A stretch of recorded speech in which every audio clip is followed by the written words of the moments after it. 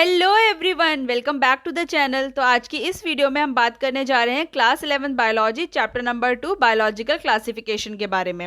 इससे पहले हमने 2 वीडियोस इस चैप्टर के अपलोड कर दिए जिसमें हमने इंट्रोडक्टरी किंगडम मोनेरा और किंगडम प्रोटिस्टा को पढ़ा था।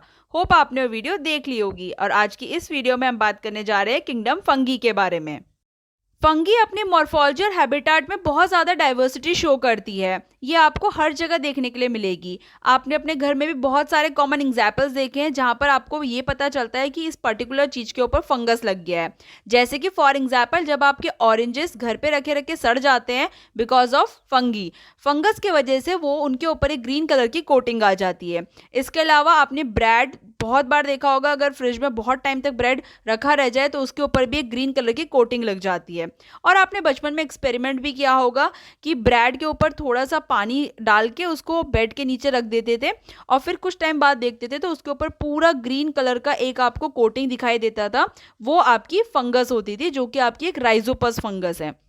इसके अलावा आप कॉमन मशरूम्स जो खाते हैं, जो टोडस्टूल्स होते हैं, ये भी आपके फंगी ही होते हैं। जो आपके मस्टर्ड की लीव्स होती है उसके ऊपर आपको व्हाइट कलर के जो स्पॉट्स, छोटे छोटे स्पॉट्स दिखाई देते हैं, वो एक पैरासिटिक फंगस का एग्जाम्पल है। इसके अलावा ईस्ट जो कि एक यूनिसेलुलर फंगस है, उसको ब्रेड और बियर बनाने के लिए यूज़ किया जाता है। इसके अलावा आपके जो फंगी होती है वो आपकी कुछ डिजीजेस भी कॉज करती है। जैसे कि प्लांट्स के अंदर वो रस्ट कॉजिंग होती है। तो वीट, जो एक वीट प्लांट होता है, उसके अंदर पक्सीनिया नाम की फंगस रस्ट को कॉज करती है। और आपकी जो फंगस होती है वो आपके सोर्स ऑफ एंटीबायोटिक्स भी होती है, एंटीबायोटिक बनाने में भी इस्तेमाल होती है। और इसका एग्जाम्पल है पेनिसिलियम। पेनिसिलियम को एंटीबायोटिक बनाने के लिए यूज़ किया जाता है। अब बात करें फंगी की, तो फंगी के कुछ जनरल पॉइंट्स के बारे में अगर हम देखें तो फंगी आपके हेटेरोट्रॉपिक ऑर्गेनिजम्स होते हैं। ये अपना खाना खुद प्रिपेयर नहीं करते हैं, हमेशा दूसरों के ऊपर डिपेंड रहते हैं कि दूसरे इनको खाना प्रिपेयर करके दे दे। नेक्स्ट पॉइंट की अगर हम बात करें तो वो है आपका, ये कॉस्मोपॉलिटन होते हैं नेचर के अंदर। कॉस्मोपॉलिटन का मतलब होता है ये आपको air, water, soil, animals, plants हर जगह देखने के लिए मिलेगी। ये हर जगह ग्रो कर लेते हैं। इसके बाद बात करते हैं कि इनको वार्म और ह्यूमिड प्लेस चाहिए होता है। थोड़ा सा गर्म और थोड़ा सा नमी वाला टेम्परेचर इनको चाहिए होता है ग्रोथ करने के लिए। इनकी जो सेल वॉल होती है वो आपकी काइटिन की बनी हुई रहती है और पॉलीसेक्राइड की बनी रहती है, जिसकी वजह से जो एक काइटिन होता है बहुत ज़्यादा इररेजिस्टिबल मटेरियल होता है और ये हार्श हैबिटेट में भी इनको ग्रो करने में हेल्प करता है। क्या आपने कभी सोचा है कि हम खाना फ्रिज में क्यों रख देते हैं? ऐसा हम इसीलिए करते हैं क्योंकि हमें खाने को फंगल और बैक्टीरियल इन्फेक्शन से बचाना होता है। और फ्रिज में टेम्परेचर बहुत ज़्यादा कम होता है जहाँ पर बैक्टीरिया और फंगी मल्टीप्लाई नहीं कर पाते हैं। लेकिन अगर हमने खाना बाहर ही रख दिया तो फंगस और बैक्टीरिया उसमें मल्टीप्लाई करते हैं और खाने को ख़राब कर देते हैं। ऑलमोस्ट सभी फंगस मल्टी सेलुलर होती है नेचर के अंदर, यानी इनके अंदर different different kinds of cell पाए जाते हैं। लेकिन यहाँ पर एक एक्सेप्शन है जो कि है ईस्ट। ईस्ट आपकी एक यूनिसेलुलर फंगी होती है जिसको ब्रेड और बियर बनाने के लिए यूज़ किया जाता है। आपकी जो फंगस होती है वो फिलामेंटस होते हैं नेचर के अंदर, इनके अंदर फिलामेंट्स पाए जाते हैं। इनकी बॉडी एक long slender thread like structure की बनी हुई रहती है जिसको हम हाइफे कहते हैं। और बहुत सारे हाइफे का जो नेटवर्क होता है वो कहलाता है माइसीलियम। जो आपके हाइफे होते हैं वो 2 टाइप के होते हैं। एक तो होता है आपका एसेप्टेट हाइफे और एक होता है आपका सेप्टेट हाइफे। आप इस डायग्राम में भी देख सकते हैं, आप इजीली पहचान सकते हैं कौन सा वाला सेप्टेट हाइफे है और कौन सा वाला एसेप्टेट हाइफे है। चलो देखते हैं एसेप्टेट हाइफे क्या होता है।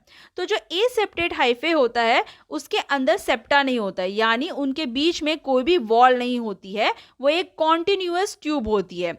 तो कॉन्टिन्यूअस ट्यूब होती है तो इसीलिए एक पर्टिकुलर हाइफे के अंदर बहुत सारे न्यूक्लियस आ जाते हैं और इस कंडीशन को हम बोलते हैं सिनोसेटिक हाइफे। सिनोसेटिक हाइफे वो हाइफे होता है जिसके अंदर बहुत सारे न्यूक्लियस पाए जाते हैं क्योंकि इनके बीच में सेप्टा या फिर कोई वॉल नहीं होती है।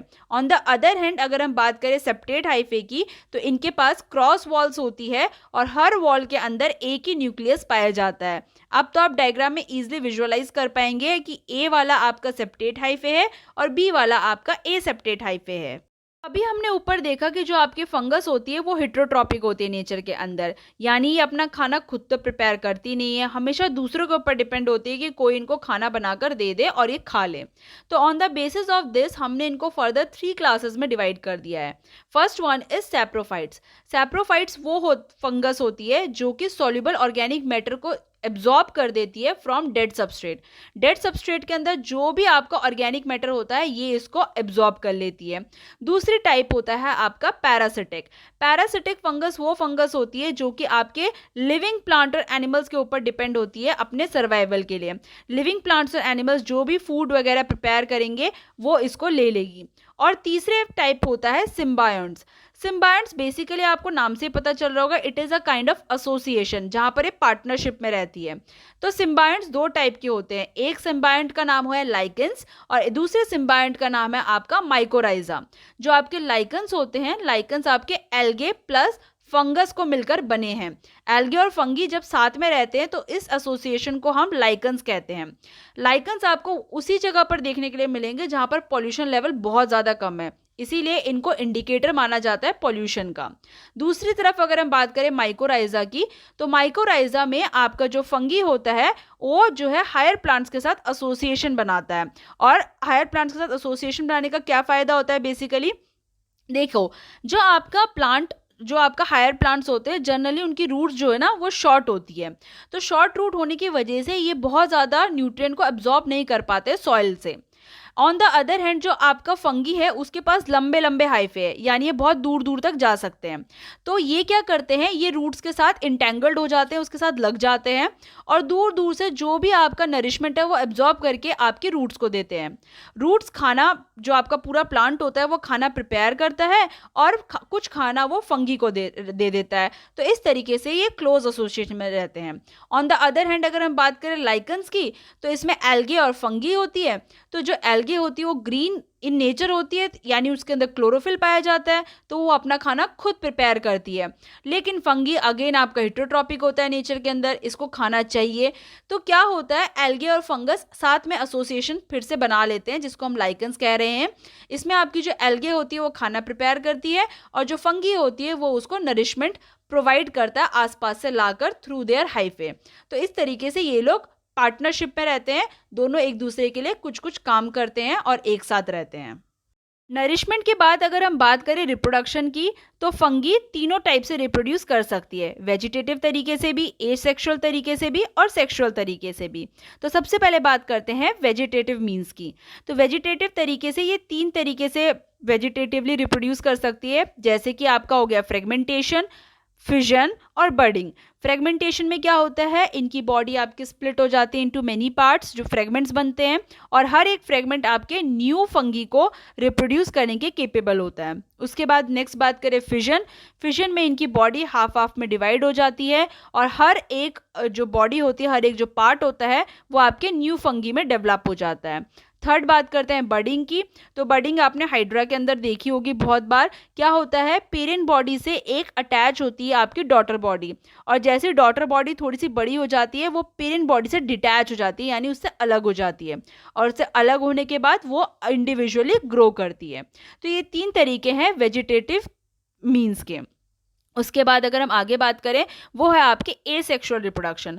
तो एसेक्सुअल रिप्रोडक्शन में या तो ये आपके स्पोर्स, स्पोरेंजियोस्पोर्स या फिर ज़ूस्पोर्स के थ्रू जो है एसेक्सुअल रिप्रोडक्शन करती है। यानी ये जो स्पोर्स होते हैं ना, ये दूर दूर तक ट्रैवल करते हैं और दूर दूर तक थ्रू एयर करेंट्स, और ये क्या करते हैं, ट्रैवल करने के बाद जहाँ पर इनको फेवरेबल कंडीशन मिल जाती है वहाँ पर जाके ग्रो करना स्टार्ट कर देते हैं।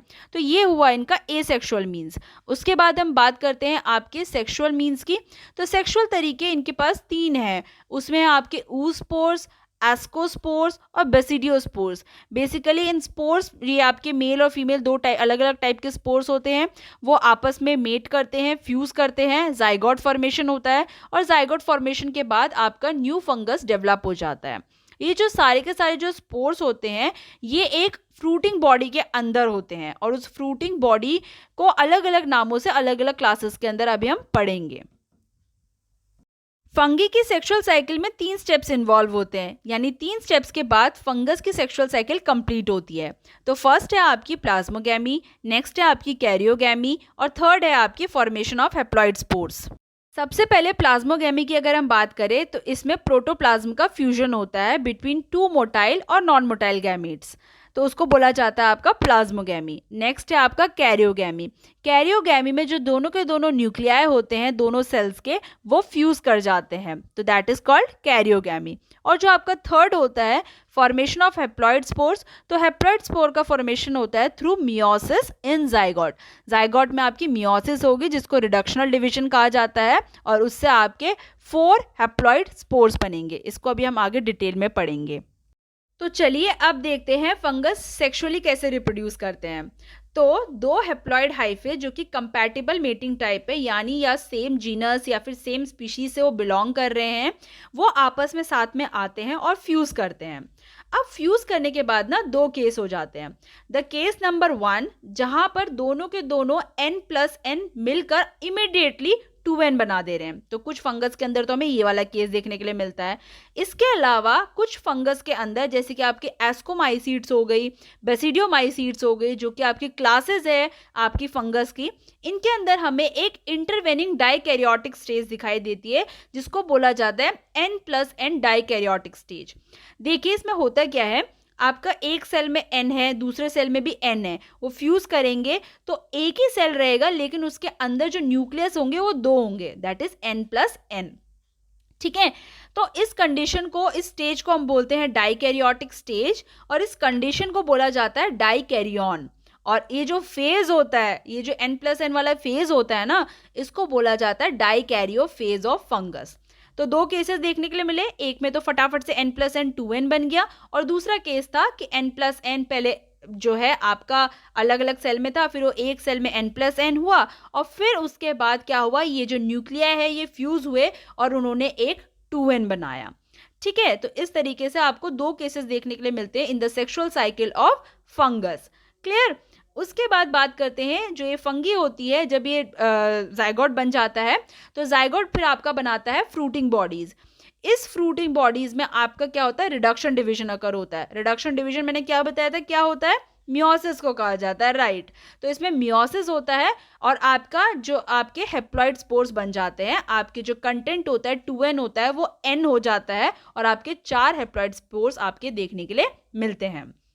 इस तरीके से ये थी आपकी पूरी की पूरी सेक्सुअल साइकिल ऑफ फंगस। तो on the basis of mycelium, mode of spore formation, fruiting bodies, इसके बेसिस पे हमने फंगी की 4 क्लासेस को यहाँ पर डिस्कस करना है। एक एक करके सारी क्लासेस को देखते हैं।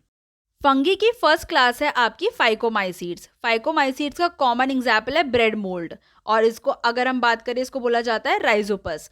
तो राइजोपस जो कि एक ब्रेड मोल्ड होता है वो इसका कॉमन एग्जाम्पल है। इसके अलावा आपका अल्ब्यूगो, अल्ब्यूगो एक पैरासिटिक फंगस होती है मस्टर्ड के ऊपर, हमने पढ़ा था पीछे, व्हाइट कलर के स्पॉट्स दिखाई देते हैं आपके फंगस के ऊपर, तो वो है आपकी एल्ब्यूगो। तो एल्ब्यूगो बेसिकली साइंटिफिक नेम है उस फंगस का जो कि मस्टर्ड प्लांट के ऊपर पाई जाती है।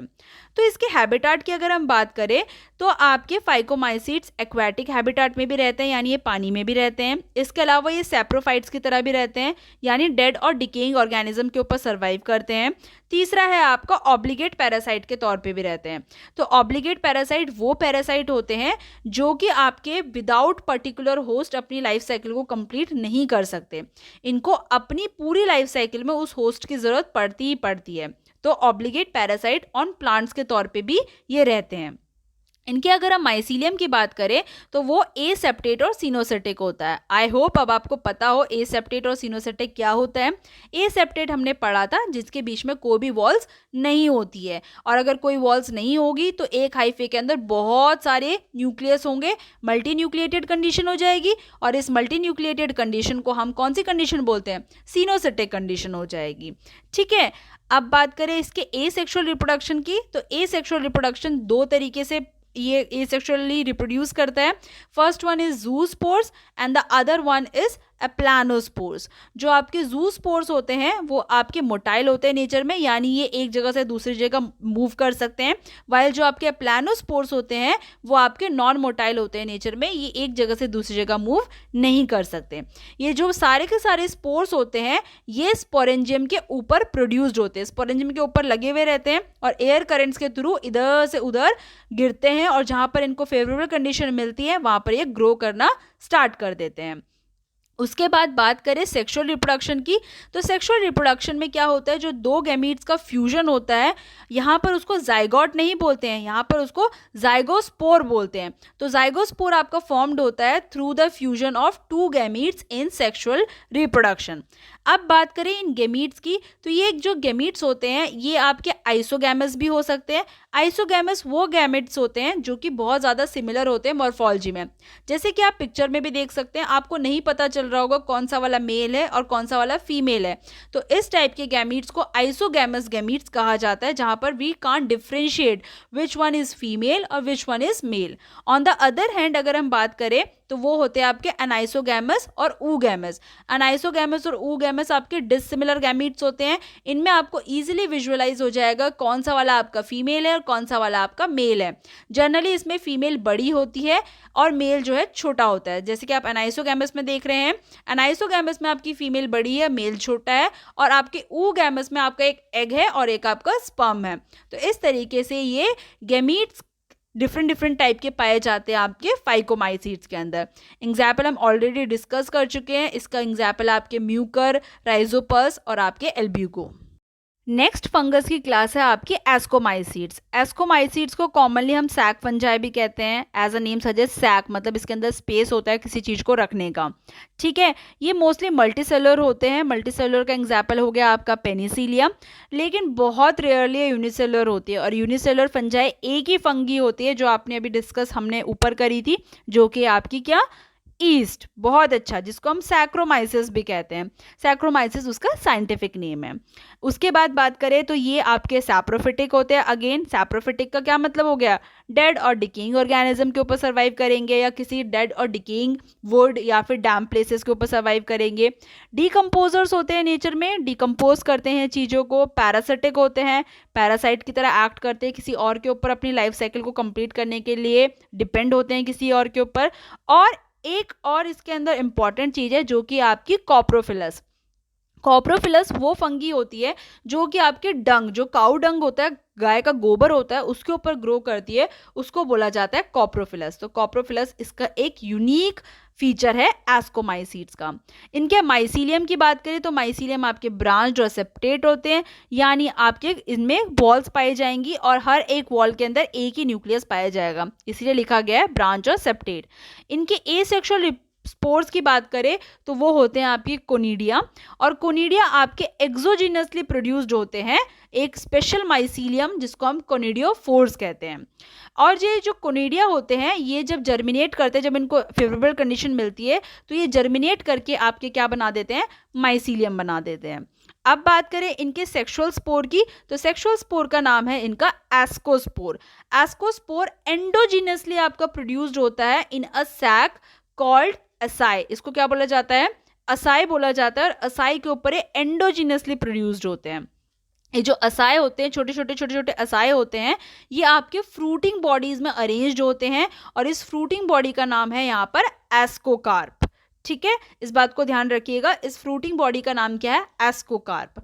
इसका एक बहुत बढ़िया एग्जाम्पल है जो कि आपका न्यूरोस्पोरा। न्यूरोस्पोरा को हम बहुत सारे बायोकेमिकल और जेनेटिक वर्क के लिए इस्तेमाल करते हैं। आप इसको पिक्चर में भी देख सकते हैं, आपको न्यूरोस्पोरा दिखाई दे रहा होगा। न्यूरोस्पोरा के अलावा इसके एस्परगिलस और क्लेविसेप्स भी कुछ कॉमन एग्जाम्पल्स हैं। बहुत सारे मोरल्स और जो ट्रफल्स होते हैं वो आपके एडिबल होते हैं, नेचर के अंदर बहुत ज़्यादा डिलीशियस होते हैं, वो भी एग्जाम्पल है आपके किसके, एस्कोमाइसीट्स के। अब आप ये सोच रहे होंगे मैं बहुत देर से बात कर रही हूँ endogenously एक्सोजीनियसली produced on fruiting body, इस टाइप से मैं बात कर रही हूँ, लेकिन आप नहीं सोच पा रहे होंगे या सोच भी पा रहे होंगे कि एंडोजीनियसली और एक्सोजीनियसली आखिर होता क्या है। तो बेसिकली जो एंडोजीनियसली का क्या मतलब होता है, inside the fruiting body, fruiting body के अंदर स्पोर्स बनते हैं, उसको बोला जाता है एंडोजीनियसली प्रोड्यूस्ड। और एक्सोजीनियसली का क्या मतलब होता है, जो आउटसाइड द फ्रूटिंग बॉडी, यानी फ्रूटिंग बॉडी के ऊपर जो है आपके स्पोर्स लगते हैं, उसको बोला जाता है एक्सोजीनियसली प्रोड्यूस स्पोर्स। ठीक है, तो ये दोनों के दोनों टर्म में आपको कंफ्यूज नहीं होना है, एंडोजीनियसली और एक्सोजीनियसली। एंडो मीन्स अंदर, एंड मतलब अंदर हो गया, और आपका एक्सो मीन्स बाहर। थर्ड क्लास ऑफ फंगी है हमारी बेसिडियोमाइसीट्स। बेसिडियोमाइसीट्स की कॉमनली नोन फॉर्म जो आप आसपास देखते हैं वो है आपकी मशरूम, ब्रैकेट फंगी और पफ बॉल्स। तो आपने मशरूम तो देखी होगी, तो वो एक फॉर्म है बेसिडियोमाइसीट्स की। अब बात करें इनके हैबिटाट की, तो ये हैबिटाट में सॉइल, लॉग्स, ट्री स्टम्प्स कहीं पर भी आपके ग्रो कर सकते हैं। अगर हम बात करें लिविंग प्लांट बॉडीज़ के ऊपर, तो लिविंग प्लांट बॉडीज़ के ऊपर ये पैरासाइट के तौर पर रहती है, जैसे कि रस्ट के फॉर्म में रहेगी या स्मर्ट्स के फॉर्म में रहेगी। बात करें इनके माइसीलियम की, तो माइसीलियम इनका ब्रांच और सेप्टेट होता है। अगेन आपके हर एक जो आपके हाइफे होंगे उसमें आपकी वॉल्स होंगी, और वॉल्स में हर एक के अंदर एक ही न्यूक्लियस पाया जाएगा, तो इसलिए बोला गया है ब्रांच्ड होती है और सेप्टेट होती है। इनके अंदर एसेक्सुअल स्पोर्स नहीं पाए जाते हैं, एसेक्सुअल रिप्रोडक्शन मतलब इनके अंदर नहीं देखने के लिए मिलता है। हाँ, इनके अंदर वेजिटेटिव रिप्रोडक्शन देखने के लिए मिलता है थ्रू फ्रेगमेंटेशन। फ्रेगमेंटेशन भी हमने पढ़ा था क्या होता है, जिसमें आपकी बॉडी जो है आपकी फ्रेगमेंट में कन्वर्ट हो जाती है और हर एक फ्रेगमेंट आपका न्यू फंगी को बनाने का केपेबल होता है। इसके अंदर आपके सेक्स ऑर्गन्स एब्सेंट होते हैं, इसका मतलब इसके अंदर कोई भी सेक्सुअल रिप्रोडक्शन देखने के लिए नहीं मिलता है। लेकिन हाँ, प्लाज्मोगैमी देखने के लिए मिल सकती है। अब हमने प्लाज्मोगैमी अभी डिस्कस किया था। प्लाज्मोगैमी क्या होता है, फ्यूजन ऑफ प्रोटोप्लाज्म। फ्यूजन होता है आपके प्रोटोप्लाज्म का।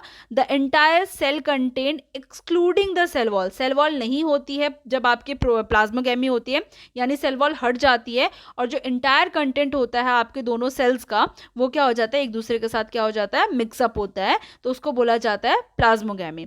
तो प्लाज्मोगैमी होते हैं इनकी दो वेजिटेटिव या फिर सोमैटिक सेल्स के बीच में, जो कि डिफरेंट स्ट्रेन के भी हो सकते हैं या डिफरेंट जीनोटाइप के भी हो सकते हैं। अब जब प्लाज्मोगैमी जैसी हो गई तो ये एक डाइकैरियोटिक स्ट्रक्चर बनाते हैं, जिसका नाम होता है आपका बेसिडियम, जिसको बोला जाता है डाइकैरियोटिक जो स्ट्रक्चर होता है अल्टीमेटली आपको बेसिडियम दे देता है। अब इस बेसिडियम के अंदर क्या होती है, कैरियोगैमी होती है। कैरियोगैमी मतलब क्या हो गया, फ्यूजन ऑफ न्यूक्लियस होता है और n+n आपका 2n बनाता है। इसके अलावा इसके अंदर आपकी मियोसिस होती है। जैसी आपकी कैरियोगैमी हो गया आपका 2n बन गया, उसके बाद n+n जो आपका 2n बना हुआ है उसमें मियोसिस होगी। मियोसिस मतलब क्या होगा, जो 2n है वो आपका कंटेंट हाफ हो जाएगा, और जैसे ही कंटेंट हाफ होगा वो आपके बनाएगा 4 हेप्लॉइड स्पोर्स, और ये जो 4 हेप्लॉइड स्पोर्स होंगे वो होंगे n n n और n, राइट। ठीक है, तो इनको 4 हेप्लॉइड जो स्पोर्स है इनका नाम क्या है, बेसिडियोस्पोर्स, राइट। जो ये बेसिडियोस्पोर्स होते हैं ये एक्सोजीनियसली प्रोड्यूस्ड होते हैं ऑन बेसिडियम। एक्सोजीनियसली का क्या मतलब हो गया, बाहर प्रोड्यूस्ड होते हैं, आपकी जो फ्रूटिंग बॉडी होती है उसके बाहर ये स्पोर्स आपके प्रोड्यूस्ड होते हैं, ठीक है। और ये जो फ्रूटिंग बॉडी का नाम होता है, जो बेसिडिया होते हैं सारे के सारे, मतलब जो सारे के सारे जो बेसिडियम होते हैं वो आपकी एक फ्रूटिंग बॉडी में अरेंज होते हैं, और उस फ्रूटिंग बॉडी का नाम क्या है, बेसिडियोकार्प्स। तो यहाँ पर इसकी फ्रूटिंग बॉडी को क्या कहा जाता है, बेसिडियोकार्प्स कहा जाता है, ठीक है। डायग्राम में आप देख पा रहे हैं कि ये आपका क्या है, जो नीचे ये आपका बेस लाइक स्ट्रक्चर है इसको हम बेसिडियम बोल रहे हैं, और उसके ऊपर ये स्पोर्स जो है दैट इज कॉल्ड बेसिडियोस्पोर्स। तो आपके 4 बेसिडियोस्पोर्स बनते हैं, और जिसके ऊपर ये अरेंज्ड होते हैं उस फ्रूटिंग बॉडी का नाम क्या है, बेसिडियोकार्प है। इसके कुछ कॉमन मेंबर्स है, जैसे कि हो गया आपका एगैरिकस। एगैरिकस आपका साइंटिफिक नेम होता है आपके मशरूम का। इसके अलावा आपकी उस्टिल्गो जिसको हम स्मट भी बोलते हैं, और पक्सीनिया जिसको हम रस्ट फंगस भी के नाम से भी जानते हैं। लास्ट क्लास ऑफ फंगी है हमारी ड्यूट्रोमाइसीड्स। ड्यूट्रोमाइसीड्स को इम्परफेक्ट फंगी भी कहा जाता है, क्योंकि इसके सिर्फ और सिर्फ एसेक्सुअल और वेजिटेटिव फेज के बारे में हमें पता है, और इसके अभी तक सेक्सुअल फॉर्म्स के बारे में अच्छी तरीके से इनकी जानकारी हमारे पास नहीं है। अगर जब इनके सेक्सुअल फॉर्म्स के बारे में हमारे पास जानकारी आ जाएगी तो मे भी हो सकता है कि इसको किसी और क्लास के अंदर मूव कर दिया जाए, या फिर ये भी हो सकता है कि एसेक्सुअल और वेजिटेटिव स्टेज को एक नाम दिया जाए और सेक्सुअल स्टेज को दूसरा नाम दिया जाए। फिर बोला गया कि धीरे धीरे इनके बीच में लिंकेजेस निकाली गई और बोला गया कि फंगी वर राइटली करेक्टली आइडेंटिफाइड इनटू ड्यूट्रोमाइसीड्स। लेकिन अभी भी हमें इनकी परफेक्ट सेक्सुअल स्टेज के बारे में नहीं पता है। एक बार इसकी परफेक्ट सेक्सुअल स्टेज के बारे में साइंटिस्ट को पता चल जाएगा तो मे भी हो सकता है कि ये एस्कोमाइसीड्स या फिर बेसिडियोमाइसीड्स में मूव हो जाए। तो अभी उसके बारे में हमें बहुत ज़्यादा जानकारी नहीं है। तो बात करें ड्यूट्रोमाइसीड्स की, तो ये सिर्फ और सिर्फ आपके एसेक्सुअल स्पोर्स के से ही थ्रू प्रोड्यूस कर सकते हैं, और वो एसेक्सुअल स्पोर्स का नाम क्या है, कोनिडिया। इनका जो माइसीलियम होता है वो अगेन ब्रांच्ड और सेप्टेट होता है, यानी पर सेल 1 न्यूक्लियस, राइट। उसके बाद बात करते हैं कुछ इसके मेंबर्स जो होते हैं वो सैप्रोफाइट्स होते हैं और पैरासाइट्स की तरह रहते हैं, while large of them are decomposer in nature. सारे के सारे जो most of the deuteromycetes are decomposer in nature, वो लिटर या फिर मिनरल रिसाइकलिंग में बहुत ज़्यादा हेल्प करते हैं। इसके कुछ एग्जाम्पल है ड्यूट्रोमाइसिट्स के, वो है आपके ऑल्टरनेरिया, कोलिटोट्राइकम और ट्राइकोडर्मा। ये तीनों इसके एग्जाम्पल है। ट्राइकोडर्मा तो आपने सुना भी होगा, एक टाइप की फंगस होती है जो डिजीज कॉज करती है आपकी ह्यूमन बींग्स के अंदर, राइट। तो इस तरीके से हमने चारों क्लासेस को डिस्कस कर लिया, जो कि थी आपकी फाइकोमाइसीट्स, एस्कोमाइसीट्स, बेसिडियोमाइसीट्स और ड्यूट्रोमाइसीट्स। और हमने कुछ फंगी के इंट्रोडक्टरी पार्ट को भी समझा कि फंगस क्या होता है। होप आपको हमारा ये वीडियो पसंद आया हो। अगर आपको हमारा ये वीडियो पसंद आया है तो प्लीज़ हमारे चैनल को सब्सक्राइब कीजिए और नीचे कमेंट सेक्शन पे बताइए कि आपको ये वीडियो कैसा लगा। Thank you so much. मिलते हैं हम अपनी अगली वीडियो में। टिल देन आप इस वीडियो को देखिए। Bye bye.